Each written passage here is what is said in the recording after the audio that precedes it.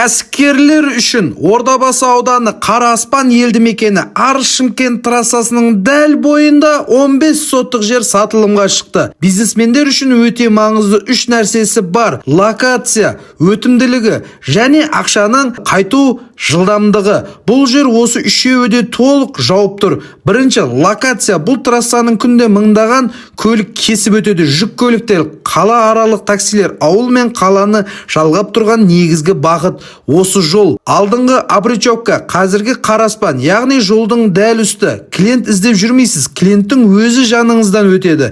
Екіншісі, бизнестің өтімділігі. 15 соттық жерге кем дегенде 7 түрлі табысты кәсіп ашуға болады. ЕСТО, автомойка, АЗС, шиномонтаж, кафе, маркет, қойма және база. Кез келген басысаңыз да трассаның бойында жұмыс істейтін бизнес ұзақ күттірмейді, бірден табыс береді. Үшіншіден, инвестицияның қайтымы. Трассаның бойындағы жердің бағыты уақыт өткен сайын тек өседі.